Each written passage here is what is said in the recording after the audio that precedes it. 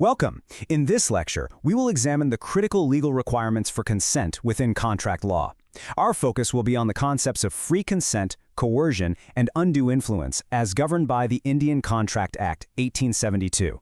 We will specifically analyze the provisions contained within sections 13, 14, 15, 16, and 19A. Our analysis is structured into 4 distinct sections. We will begin with the foundation of consent. Following this, we will dissect the legal definition and application of coercion. The 3rd section will address undue influence. We will conclude with a synthesis of these concepts for revision purposes. Let us commence with our first section, the foundation of consent. Here, we will define the core principles of agreement as stipulated under sections 13 and 14 of the Act. Section 13. Consent defined.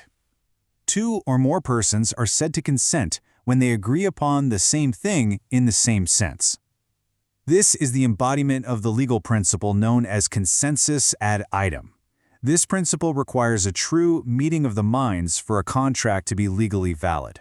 Section 14. Free consent defined. Consent is said to be free when it is not caused by 1. Coercion, as defined in Section 15, or 2. Undue influence, as defined in Section 16, or 3. Fraud, as defined in Section 17, or 4. Misrepresentation, as defined in Section 18, or 5. Mistake, subject to the provisions of Sections 20, 21, and 22. 3 foundational legal maxims illuminate the doctrine of consent. First, consensus ad idem, which requires agreement upon the same thing in the same sense.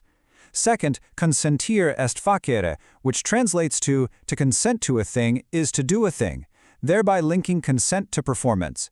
And third, ex turpi causa non oritur actio, establishing that no action arises from an immoral cause, which mandates that contracts be founded on lawful grounds.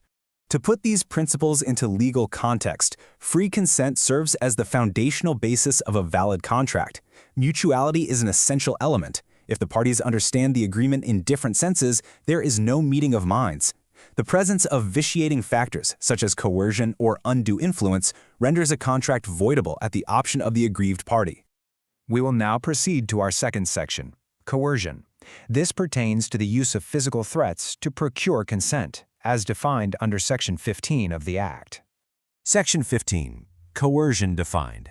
Coercion is the committing or threatening to commit any act forbidden by the Indian Penal Code, or the unlawful detaining or threatening to detain any property to the prejudice of any person whatever, with the intention of causing any person to enter into an agreement. It is important to note that as of July 1, 2024, the Bharatiya Nyaya Sanhita, or BNS, has replaced the IPC. Therefore, acts forbidden by the IPC are now covered under the BNS.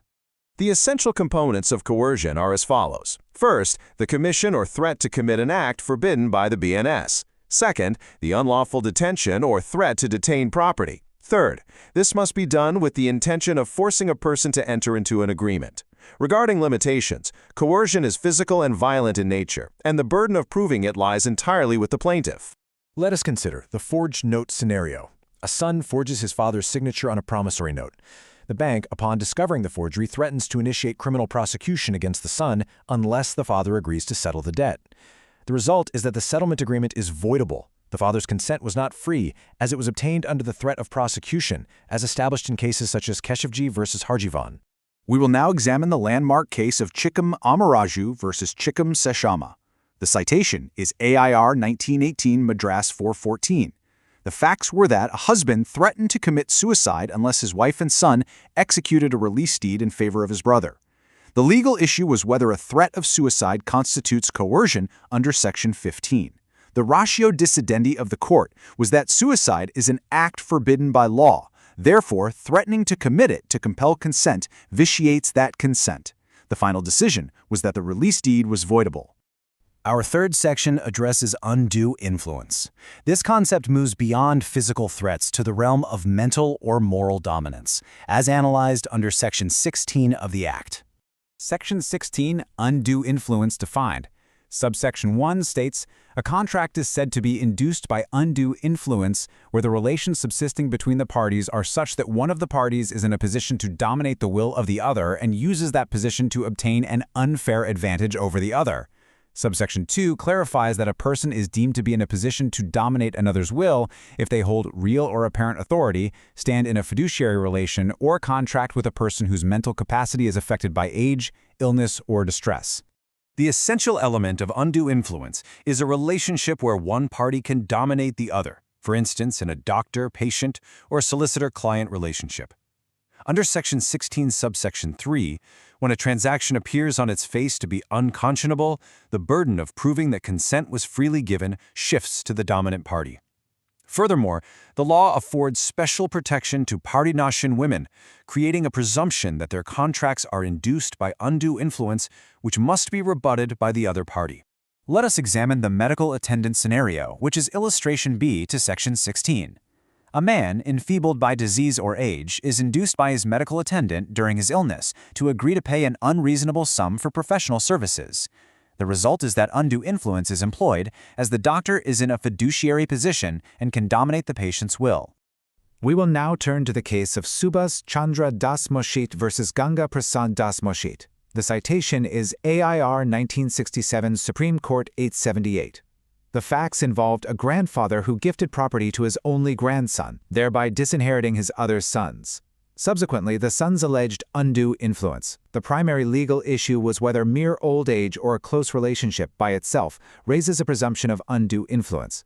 The Supreme Court's ratio was that it does not. Without evidence that the transaction was unconscionable, such relations are insufficient to prove undue influence. The final decision was that the gift was held to be valid. We have now arrived at our final section, synthesis and revision.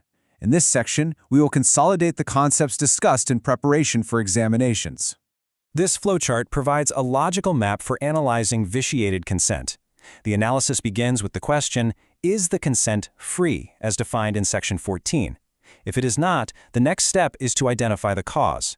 Is it coercion under Section 15, involving a physical threat, or undue influence under Section 16, involving mental dominance? If either is established, the effect on the contract is that it becomes voidable under Sections 19 and 19A. This grants the aggrieved party the choice to either rescind and cancel the contract or to affirm and perform it. For a final revision, please note these key points. Consent under Section 13 requires a meeting of minds. Coercion under Section 15 is physical, violent, and involves the threat of an offense under the BNS. Undue influence under Section 16 is moral in nature and involves an unconscionable advantage taken within a fiduciary role. Remember that a mistake of foreign law under Section 21 is treated as a mistake of fact, rendering the contract void. A useful recall aid is coercion is corporeal, relating to the physical, while undue influence is unfair, relating to the mental. I wish you success in your examinations.